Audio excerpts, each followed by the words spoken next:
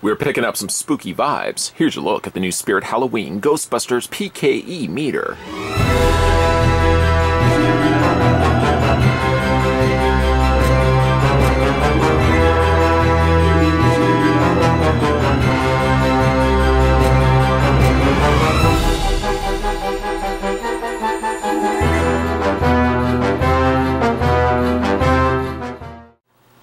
The Ghostbusters trusty tool for detecting spiritual anomalies can now be added to your Ghostbusters collection by going to your local Spirit Halloween store or going to spirithalloween.com.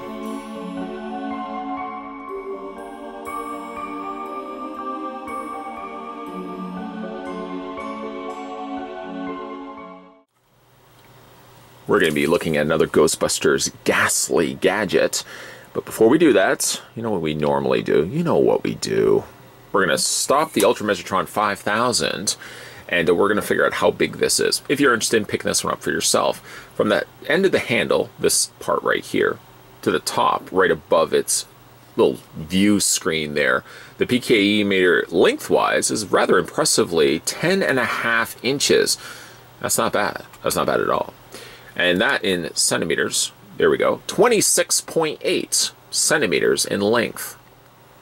Just in case you guys need a size difference, even though they are completely two different tools of the trade, there it is, the PK meter next to the Ghostbusters trap, which we've already had a look at. Still disappointed, but rest assured I will be reaching out to Spirit Halloween and see if I can get myself a replacement. At the very least, they may just say, like, go to a local store and see if you can do the exchange there. I definitely would want to be getting one that has a functioning light. I know we talked about that at nausea with the other review.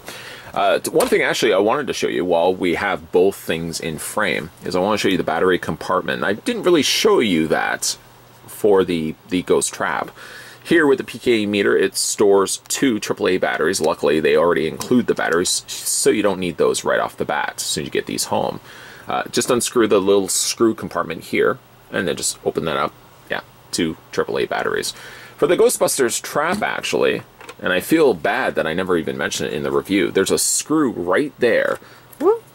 Just unscrew that, and on this side is basically like these little bracket clips.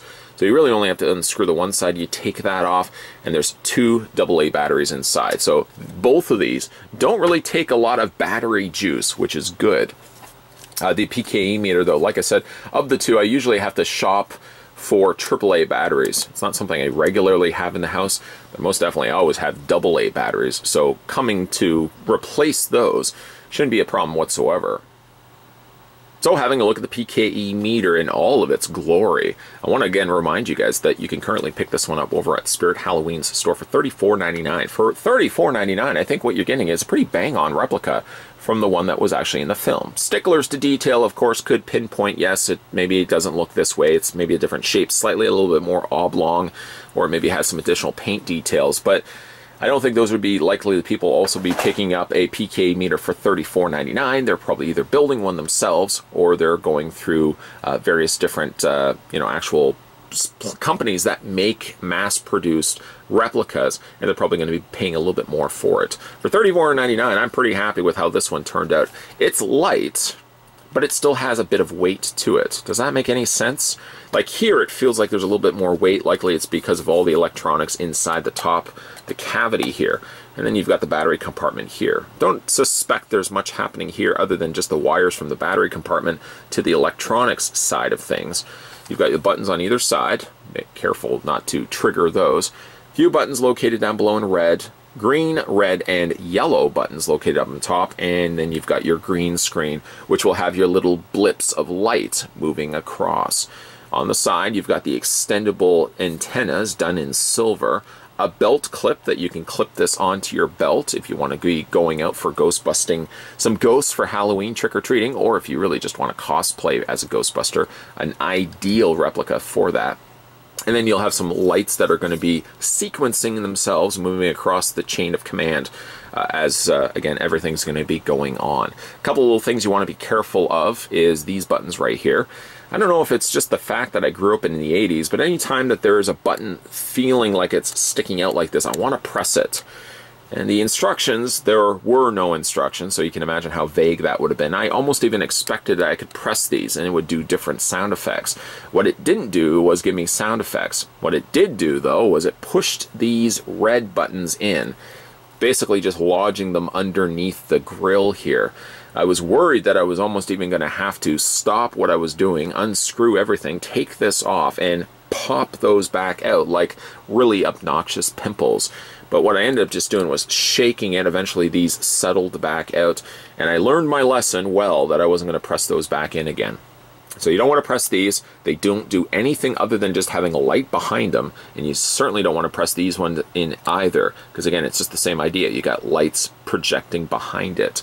Like I said, you got your view screen, you've got your antennas on either side. What I didn't realize right away, as for the fact that there was no instructions, 0 instructions included, was that there's actually 2 sequences for the PKE meter. There's a shorter, almost try-me version, which even isn't indicated here on the bottom for the on and off switch. You basically just have on and you have off. You don't have a try-me in the middle. I suppose what it serves as the try-me is this button on this side. The full sequence, and I can tell you it's quite a long sequence, is this button right here. I also thought that these were just kind of working the same way, that the sequence would cycle its way through, doing the one and then doing the next one, the longer one, before jumping back to the first one. But the more times I've been playing around with this, it seems like the sequences are tied to these buttons. This is your shorter try me sequence, and this one here is the longer, more drawn out, and you'll see how long it actually goes for. So I'll show you guys that, how it works now, and we'll go ahead and press the button. This is the try me, or the shorter sequence. Let's go ahead and press that right now. You'll see the lights on the top there.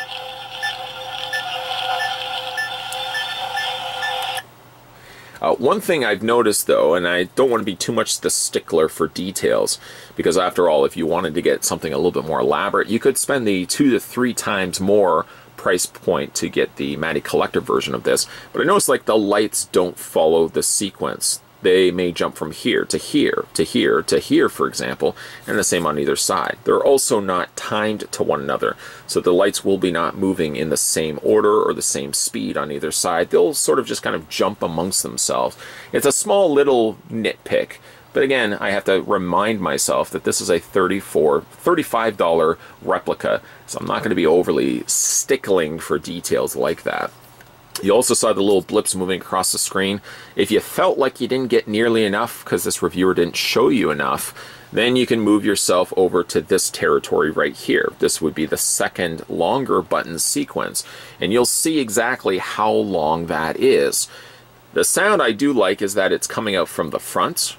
It does. Usually the case is there's a big circular speaker located on the back, and the only problem with that is that often at times it feels like the sound is coming like behind you. I like the sound, especially if you're going to have a handheld device like this, that the audio is coming out this way and not feeling like it's way off in the distance. So I like that the audio is coming out right here.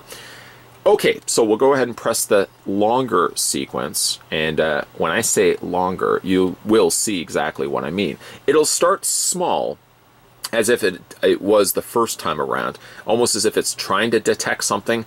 As it then will detect it, it'll flash and make a faster audio sound effect. Well, you'll see what I mean. And also, see how long it goes through this sequence. So we'll go ahead and press the second longer button option.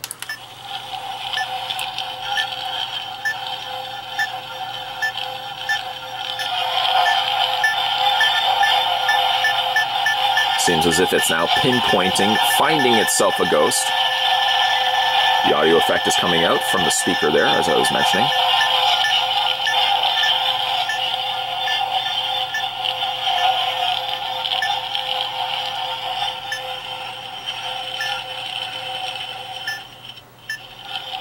And just when you think it's finished, it cycles again through it.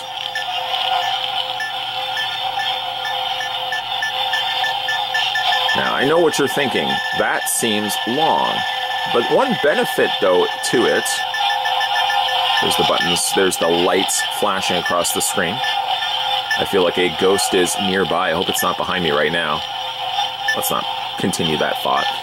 One thing that's good about it, though, is if you just simply want to show your friend, you can press the first button. They get it. They'll see the whole lights. They'll see the whole, all the pizzazz that goes along with it.